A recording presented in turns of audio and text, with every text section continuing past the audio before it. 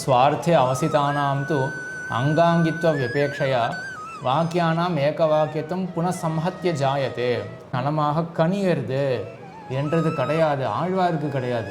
மற்ற நித்திய சூரிகள் எல்லாருக்கும் அதிபதியாக இருக்கக்கூடியவன் எவனோ அவனுடைய துயரது சுடர் பண்ணுறாருன்னா மனசானது எம்பெருமான் முந்துட்டு நெஞ்சா இருக்கா. ஆக எம்பெருமானுடைய விஷயத்தில் பிரபணமாக இருக்க அந்த மனசு அப்படிப்பட்டது என்னுடைய மனசு அப்படின்னு உறவுமுறையை கொண்டாடிக்கிறார். ஒரு தேடி என் மனனே அப்படின்னு இங்கே முக்கியமாக இந்த பதைக்க வாக்கியில் உதாரணமும் காட்டுறா சம்ஸ்கிருத வேதாந்தத்தில். சயஷ்சாயம் புருஷே யஷ்சாசாவாதித்யே ச ஏகான்னு தைத்திரிய உபநிஷத்தில் வருது இல்லையா. ச யஷ்சாயம் புருஷே யஷ்சாசாவாதித்யே, இந்த புருஷன் இடத்துல எவன் இருக்கானோ, ஆதித்ய மண்டலத்தில் எவன் இருக்கானோ அவன் ஒருவன் தான்.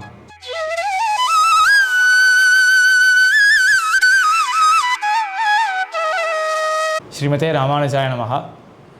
திருக்கோதூர் சுதர்சன் சுவாமியோட கூடியிருக்கோம். இப்பொழுது திருவாய்மொழியினுடைய முதல் பாட்டு உயர்வர உயர்நலம், அந்த பாட்டினுடைய 3 விதமான நிர்வாகங்களை பற்றி பார்க்க போகிறோம். நிர்வாகம் அப்படின்னா யோஜனை, அந்த பாட்டுக்கு எப்படி பொருள் சொல்லலாம் என்றதை நம்முடைய ஆச்சாரியர்கள் 3 விதமாக சாதிக்கிறார்கள். அந்த சுவையான விஷயத்தை இப்போது பார்க்க இருக்கிறோம். என்ன 3 விதமான யோஜனைகள்? இந்த உயர்வர உயர்நலம் திருவாய்மொழி பாசுரத்துக்கு வாக்கியைக்க வாக்கிய யோஜனா, பதைக்க வாக்கிய யோஜனா, வாக்கிய பேத யோஜனா அப்படின்னு 3 விதமான யோஜனைகளாலே இந்த பாசுரத்துக்கு அர்த்தம் அருளி செய்கிறார்கள் நம்முடைய பூர்வாச்சாரியர்கள். வாக்கியைக்க வாக்கிய யோஜனா அப்படின்னா இதில் எம்பெருமானை பற்றி 3 விஷயங்களை ஆழ்வார் காட்டுறார். உயர்வர உயர்நலம் உடையவன், மயர்வர மதிநலம் அருளினன், அயர்வரும் அமரர்கள் அதிபதி அப்படின்னு. இப்படி இந்த 3 விஷயங்களை சொல்லும்போதும் காமனா எவன் அவன் அப்படின்னு ஒரு விஷயத்தை எடுக்கிறார். அப்போது உயர்வர உயர்நலம் உடையவன் எவன், அவன் மயர்வர மதிநலம் அருளினன். மயர்வர மதிநலம் அருளினன் எவன், அவன் அயர்வரும் அமரர்கள் அதிபதி. அயர்வரும் அமரர்கள் அதிபதி அவன், அவன் துயரரு சுடரடி தொழுதெழன் மனனே அப்படின்னு இதுக்கு இப்படி நிர்வகிக்கிறது வாக்கியைக்க வாக்கிய யோஜனா. பதைக்க வாக்கிய யோஜனா இந்த விஷயத்தில் கொஞ்சம் சின்ன எக்ஸ்பிளனேஷனும் கொடுக்க வேண்டியதாக இருக்குது. வாக்கியைக்க வாக்கிய யோஜனா அப்படின்றது இருக்கு இல்லையா, மீமாம்சா சாஸ்திரத்தில் விசாரிப்பா வாக்கியைக்க வாக்கிய யோஜனா, வாக்கியைக்க வாக்கியத்துவம்னா என்ன அப்படின்னு.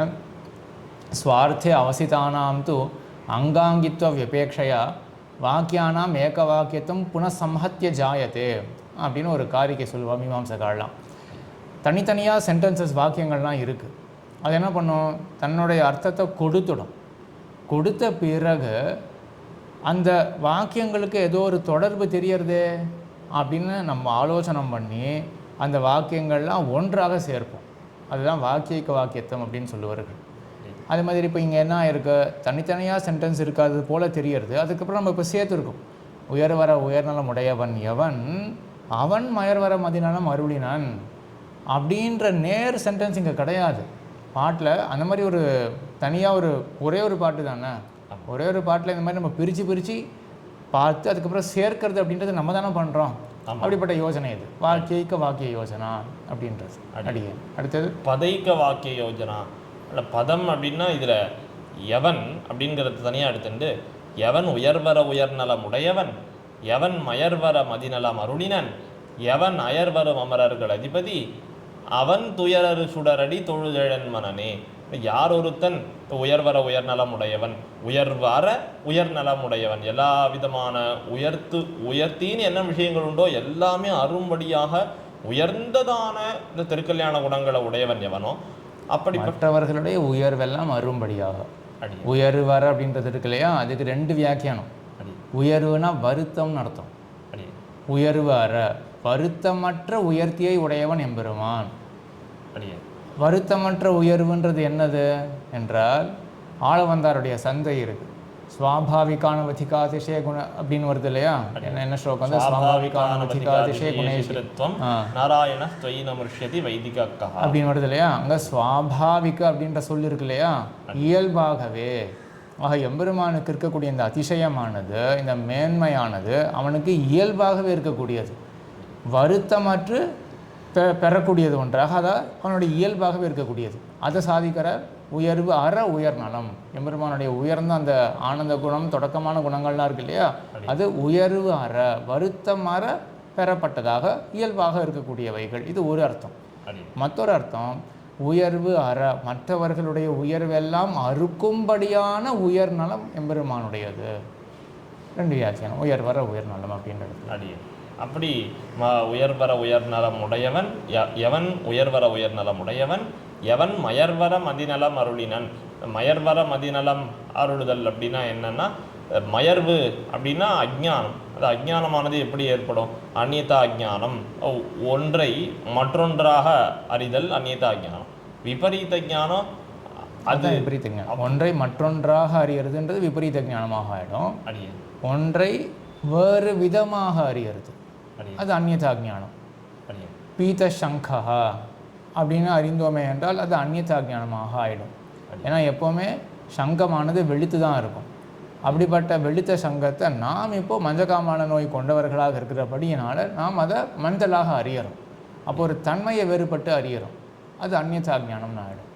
அந்நியதா ஞானம். அடுத்து விபரீத ஞானம் அப்படின்றது அந்த பொருளையே வேறு பொருளாக அறிதல். இப்போ பீத சங்ககான சங்கம் வெண்சங்கத்தை மஞ்சளாக அறிந்தால் அந்நியதா ஞானம், சங்கையே கல்லாக அறிந்தால் அது விபரீத ஞானம். அடுத்து தேகாத்மா அபிமானம். இந்த மயர்வெல்லாம் அரும்படியாக மதிநலம் அருளினன். மதியினாலே ஞானம், நலம்ங்கிறது அந்த ஞானம் கனிந்த நலம்னு சொல்லும்படியான பக்தி. பக்தி ரூபா பண்ண ஞானத்தை எம்பெருமான் அருளினான். இங்கே ஒரு முக்கியமான வாசி இருக்குது. இப்போ நம்ம விஷயத்தில் தான் இப்போ ஞானம் கனிந்த நலம்னு 150 வருது இல்லையா நம்மளுடைய விஷயத்தில்.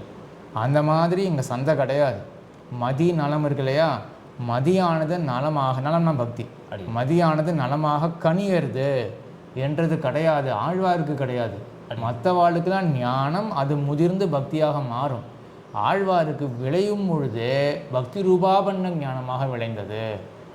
ஞானம் ஏற்படும் பொழுதே அது பக்தி ரூபமாகவே ஏற்பட்டது ஆழ்வாருக்கு. மதியாகிற நலம், மதி நலமாக மாறினது கிடையாது. மதியாகிற நலம், மதி நலம், மதியாகிற நலம் ஆழ்வாருக்கு எம்பெருமான் அருள ஆழ்வார் பெற்றார். மதி நலம் அருளினன். எவனவன் அயர்வரும் அமரர்கள் அதிபதி. நித்திய சூரிகள் எல்லாருக்கும் அதிபதியாக இருக்கக்கூடியவன் எவனோ அவனுடைய துயரரு சுடரடி தொழுதழன் மனமே. துயர் போக அப்படி துயர் நீங்குகன்னு சொல்லாமல் துயர் அறன்னு சொல்றதால, துயர்ங்கிறது எது? நமக்கு மாறி மாறி பல பிறப்பும் பிறந்துன்னு வரக்கூடிய பிறவி சம்சார சம்பந்தம். அதை அறுக்கும்படியாக, அது சங்கிலி தொடர் மாதிரி வருதுங்கிறதால அதை அறுக்கும்படியாக சுடரடி எம்பெருமானுடைய திருவடிகளை தொழுது எழு என் மனனே. தொழுது எழு அப்படின்னா தொழுகையே எழுச்சி அப்படின்னு ஆழ்வார் விடத்துல தெரிவிக்கிறார். என் மனனே அப்படின்னு அந்த மனசுக்கு உபதேசித்து அந்த மனசை தம்மோடு சேர்த்து கொள்ளுகிறார். இப்படி இதுவா மாற்றி சொல்லணும். இங்கே என்னன்னா, மயர்வர மதிநலம் அருளினன் அப்படின்ற இடத்துல எனக்கு அப்படின்னு சொல்லலை. மயர்வர மதிநலம் அருளினன் யாருக்கு பக்தி ரூபா பண்ண ஞானத்தை கொடுத்தான் பாட்டில் இல்லையே. மயர்வர மதிநலம் எனக்கு அருளினன் அப்படின்னு சொல்லிக்கல. அங்கே எனக்குன்னு சொல்லிக்காத ஆழ்வார் என்ன பண்ணுறார், இங்கே தொழுது எழு என் மனனேன்னு மனசை சொல்லும் பொழுது மட்டும் நான் அப்படின்னு தன்னை சேர்த்துக்கிறார். அங்கே தான் ஆச்சாரியாலாம் விசாரிக்கிறா, ஏன் முன்னாடி சொல்லிக்கல என்றால் தன்னை அசத் கல்பமாக நினச்சிருந்தார் ஆழ்வார். எம்பெருமானுடைய அருளை பெறுவதற்கு முன்பு தன்னை அசத்தாக நினைத்தபடியினால என்னுடைய எனக்கு அப்படின்னு சொல்கிறதுக்கு ஆழ்வார் எழலை. ஆழ்வாருக்கு எழலை. இப்போ எம்பெருமான் பகவத் சமாசனம் ஆன பிறகு அதுக்கு உறுதுணையாக இருந்த மனசு இருக்கு இல்லையா, அத்தை தன்னோட உறவை கொண்டாடிக்கிறார். உறவு முறை சொல்லிக்கிறார். என் மன்னனே அப்படின்னு சொல்லிக்கிறார் ஆழ்வார். இங்கே ஒரு ரசமான ஒரு இதையும் சொல்லுவா, கதையும் சொல்லுவா ஆச்சாரியாலாம். என்னன்னா, ஒரு பள்ளியில் 2 பேர் படிச்சிருந்தா, அது கேள்விப்பட்டிருக்கா? ஒரு பள்ளியில் 2 பேர் படிச்சிருந்தாலாம். அதில் ஒருத்தனுக்கு உத்கர்ஷம் உண்டாயிருது, ஒரு விதமான மேன்மை உண்டாயிருது. 2வது பையன் அந்த அளவுக்கு உத்கர்ஷத்தை அடையலை. அவன் என்ன பண்ணுவான் அப்படின்னா, எங்கே போனாலும் நான் அவனோட படித்தேன் அப்படின்னு சொல்லிப்பான் அவன். அந்த மாதிரி இங்கே ஆழ்வார் என்ன பண்ணுறாருன்னா, மனசானது எம்பெருமான் முந்துற்று நெஞ்சா இருக்கா, அவன் எம்பெருமானுடைய விஷயத்தில் பிரபணமாக இருக்க அந்த மனசு, அப்படிப்பட்டது என்னுடைய மனசு அப்படின்னு உறவுமுறையை கொண்டாடிக்கிறார். தொழுதேழு என் மனனே அப்படின்னு. இங்கே முக்கியமாக இந்த பதைக்க வாக்கிய யோசனாவில் என்ன பார்க்க வேண்டும்னா, தேவர் சொல்லும் பொழுது கூட எவன் அப்படின்றது அந்த ஒரு பதம் மட்டும் சொல்லித்து சரிதான். அது எவன் உயர்வர உயர்நலம் உடையவன், எவன் மயர்வர மதிநலம். ஆனால் கேட்குறவாளுக்கு ஒரு கேள்வி எழுமே, என்னன்னா பாட்டில் வெறும் எவன் கிடையாது, அவன் இருக்கே, அதுக்கு என்ன கதி என்ற ஒரு கேள்வி எழுதும் இல்லையா. பன்னீராயிரப்படியில் ஜீயர் காட்டக்கூடிய அர்த்தம் என்ன அப்படின்னா, எவனவன் அப்படின்றதே ஒரே ஒரு பதம் தான். எவன் அப்படின்றதுக்கு என்ன அர்த்தமோ எவனவன் அப்படின்றதுக்கும் அதுவே தான் அர்த்தம். ஒரே சொல்லா இருக்குது. எவனவன்னு பிரித்து பார்க்காம அதுதான் இந்த யோஜனையில் இருக்கக்கூடிய வைசிஷ்டியம். என்ன வேறுபாடு அப்படின்னா எவனவன் அப்படின்றது ஒரே பதமாக இருக்குது. அப்போ பாட்டு எப்படி அன்வயிக்கணும்? எவனவன் உயர்நலமுடையவன், எவனவன் மயர்வர மதிரான மறுடினன், எவனவன் அயர்வரும் அமரர்கள் அதிபதி, அவன் துயரறு சுடரடி துடிதடன் மன்னனே. இப்போ என்ன இருக்குது? மொத்தம் 4 வரிகளும் சேர்ந்து ஒரே வாக்கியமாக தான் இருக்குது. போன யோசனைக்கு இந்த யோசனைக்கு இருக்கக்கூடிய வேறுபாடு இதுதான். போன யோசனையில் என்ன ஆச்சு? உயர்வர உயர்நலம் உடையவன் எவன், அவன் மயர்வர மதிநலம் மறுடினான் அப்படின்னு ஒரு வாக்கியம் கம்ப்ளீட்டாக தெரியறது.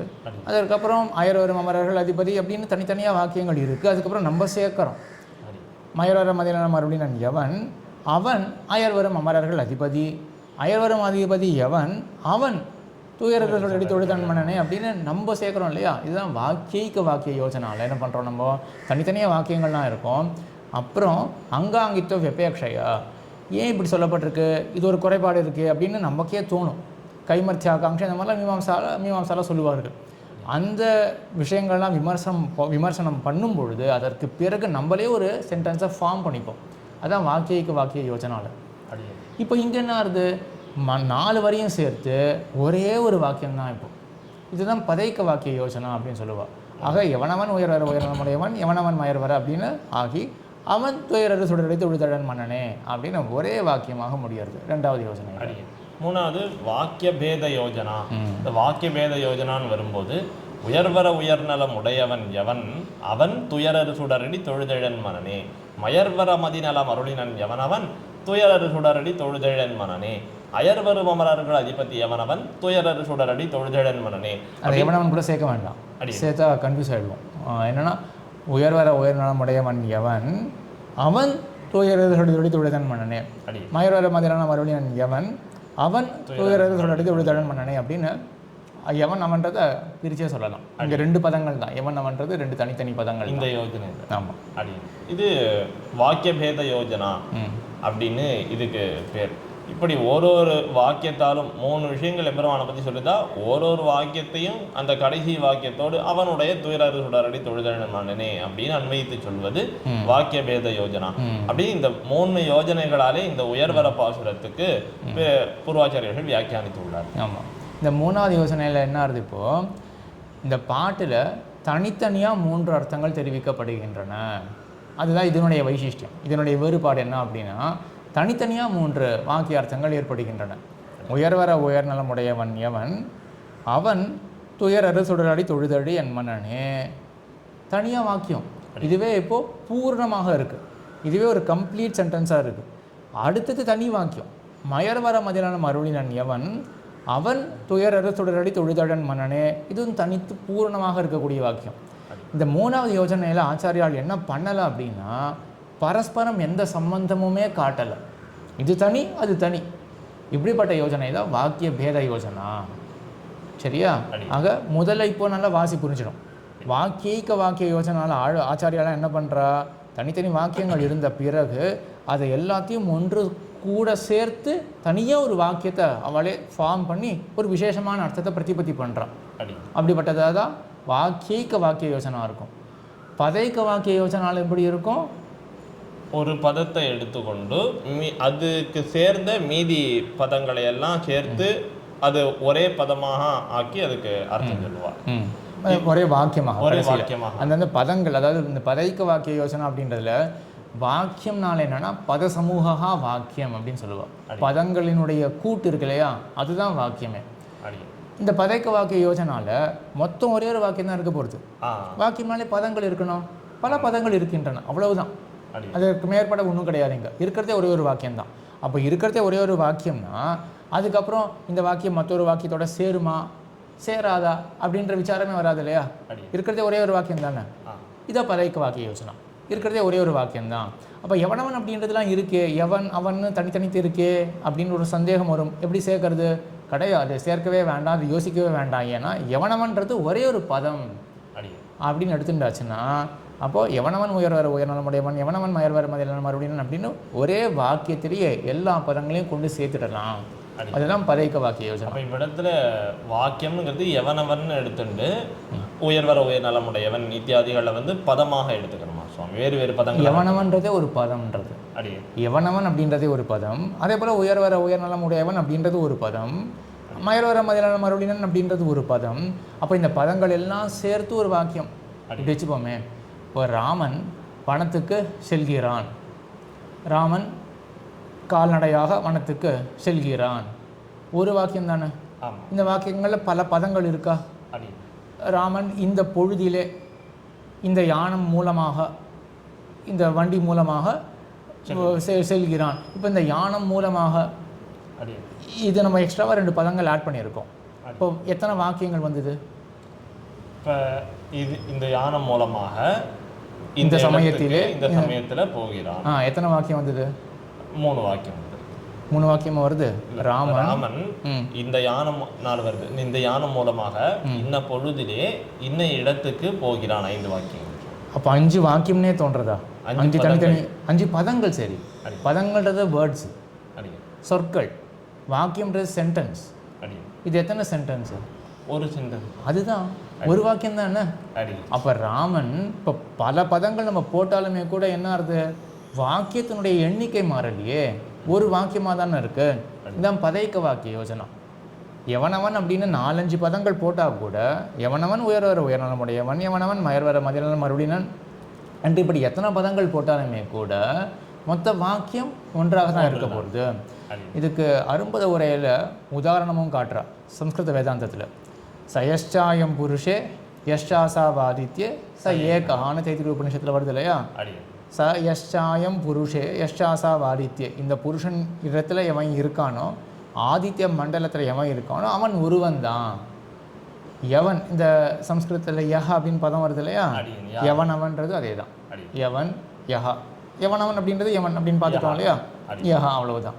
அப்போ யஷ்சாயம் புருஷே யஷ்சாசௌ ஆதித்ய. யஹ ஆதித்ய யஹ புருஷே. புருஷனிடத்தில் எவன் இருக்கிறானோ, எவன் ஆதித்ய மண்டலத்தில் இருக்கிறானோ ச ஏகா, அவன் ஒருவன் தான். இது ஒரே வாக்கியம் தானே. அதே தான் இங்கேயும் திருவாய்மொழியிலையும். இங்கேயும் எவனவன் உயர்வர உயர்நலமுடையவன், எவனவன் மயர்வர மதிநல மறுபடினன், எவனவன் அயர்வரம் அமரர்கள் அதிபதி, அவன் துயரரு சுடரடி தொழுதடேன் மனனே அப்படின்னு இப்போ ஒரே வாக்கியமாக முடியறது. எல்லாமே பதங்கள் பல இருக்கின்றன, வாக்கியமும் ஒன்று தான். இதுதான் பதைக்க வாக்கிய யோஜனா. சரி, இது பதைக்க வாக்கிய யோஜனா பார்த்தோம். இப்போ பதைக்க வாக்கிய யோஜனா இல்லாமல் ஒரு வாக்கியத்துக்கு மேம்பட்ட வாக்கியங்கள் இருக்கின்றன, அப்போ தான் கேள்வி வரும்.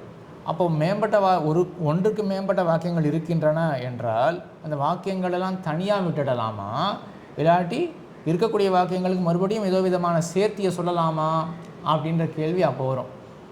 அப்போ தான் மறுபடியும் யோஜனா பேதம் வருது. வாக்கியைக்க வாக்கிய யோஜனா சொல்லலாம், இல்லாட்டி வாக்கிய பேத யோஜனா சொல்லலாம் அப்படின்னு சொல்ல வந்தது. கிளியராச்சா? அப்போ பல வாக்கியங்கள் என்ற பட்சத்தில் எப்படி கொண்டு போகலாம்? ஒன்று வாக்கியைக்க வாக்கிய யோஜனாவாக கொண்டு போகலாம், அல்லது வாக்கிய பேத யோஜனாவாக. இதுதான் ஆச்சாரிய அடையங்க சாதிக்கிறது. முதல்ல பதைக்க வாக்கிய யோஜனா மனசில் ஸ்தாபிதமாக ஆயிடுது அப்படின்னா, அதற்கப்புறம் இப்போ பல வாக்கியங்கள் இருக்குது அப்படின்ற பட்சத்தில் ஒன்று சேர்க்கிறதா இல்லாட்டி அப்படியே விட்டுடலாமா? அப்படியே விட்டோன்னா என்ன யோஜனா வரும்? அது வாக்கியைக்க வாக்கிய யோஜனா. அப்படியே விட்டோன்னா அப்படியே அந்த வாக்கியங்கள்லாம் பல வாக்கியங்கள் இருக்கின்றன, சம்மந்தப்படுத்த வேண்டாம், அப்படி தனித்தனியாக இருக்கட்டும் அப்படின்னு விட்டோன்னா வாக்கிய பேத யோஜனா வந்துடும். சம்மந்தப்படுத்தணும், ஒன்றா சேர்க்க பார்க்கணும், அப்போது வாக்கியைக்கு வாக்கிய யோஜனா அப்படின்றது வந்துடும். சரியா? அப்போ வாக்கிய பேத யோஜனாவில் என்ன ஆகுது? உயர்வர உயர்நலமுடையவன் எவன், அவன் தனி வாக்கியம்.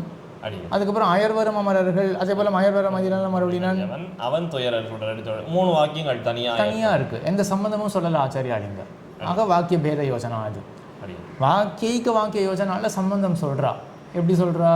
உயர்வர உயர்நலமுடையவன் எவன், அவன் மயர்வர மதிநல மருளினன், மயர்வர மதிநல மருளினன் எவன், அவன் அயர்வரும் அமரர்கள் அதிபதி, அயர்வரும் அமரர்கள் அதிபதி எவன், அவன் துயரர் சுடரடி தொழுதழன் மனனே. அப்போது என்ன பண்ணுறா? அப்போ 4 வாக்கியங்கள் தனியாக அமைஞ்ச அப்புறம் என்ன பண்ணுறா? 4த்தையும் சேர்க்கிறா இல்லையா? 4த்தையும் சேர்த்து இப்போ 3ஆக ஆக்கியிருக்கா. இதான் வாக்கியைக்க வாக்கிய யோஜனாவாக கொண்டு வந்துட்டா என்று இந்த 3 விதமான நிர்வாகம். ஆக ரொம்ப ஒரு சுவையான அர்த்தம். திருவாய்மொழியினுடைய முதல் பாட்டை அடிப்படையாக கொண்டு ஆச்சாரியால் சாதிக்கக்கூடிய சுவையான அர்த்தம். நம்ம என்ன ஒன்று தெரிஞ்சுக்கணும் அப்படின்னா, ஆச்சாரியால் இவனை சிரமப்பட்டு இந்த அர்த்தங்களை இந்த மாதிரி ஏடுபடுத்தி வச்சுருக்கா. பரம போக்கியமான அர்த்தங்கள், அதை நாம் இழக்கக்கூடாது அப்படின்றதுக்காக தான் ஏடுபடுத்தி வச்சுருக்கா. இன்றைக்கும் போன நூற்றாண்டு அளவிலும் இருக்கக்கூடிய அரும்பத உரை ஆசிரியர்கள் அவர்கள்லாம் எவ்வளவோ சிரமப்பட்டு அந்த அர்த்தங்களை அப்படி பரிபாலனம் பண்ணிட்டு வந்துட்டுருக்கா. நம்மளுடைய கிருத்தியம் என்ன அப்படின்னா, இப்படிப்பட்ட வியாக்கியானங்கள் எந்த ஒரு அம்சத்தையும் மிஸ் பண்ணாதபடிக்கு கொஞ்சம் அதெல்லாம் நம்ம அதை அனுவர்த்தமானமாக ஏற்படுத்தி வைக்கணும், அதாவது ப்ரிசர்வ் பண்ணி வைக்கணும் எல்லாத்தையும். அதற்கு யார் யாருக்கெல்லாம் அவகாசம் இருக்கோ எந்த தயக்கமும் இல்லாமல் இது ஒரு கைங்கரியமாக எடுத்துக்கொள்ளணும். எம்பெருமானுக்கு உற்சவாதிகளை பண்ணுறோம், அது எப்பேற்பட்ட ஒரு முக்கியமான கைங்கரியமாக இருக்குமோ அவ்வளோ முக்கியம் இந்த பிரமாண சம்ரக்ஷணமும். ஆக யார் யாருக்கெல்லாம் ஒதுக்க முடியுமோ சமயத்தை அவசியம் இந்த சம்பிரதாய கிரந்த பரிபாலனம் புதுசாக தனித்தோன்னு பண்ணணும்னு அவசியம் கிடையாது. என்ன பண்ணணும் அப்படின்னா, இந்த கிரந்தங்கள் இருக்கக்கூடிய அர்த்தங்கள்லாம் மனசில் தேக்கி வச்சுக்கணும், அதுக்குண்டான முயற்சியை செய்யணும், எஃபர்ட் போடணும். அதுக்கு அனைவரும் முன்வர வேண்டும் என்று வேண்டிக் கொண்டு அமைகிறோம். ஸ்ரீமதே ராமானுஜாய நமஹ.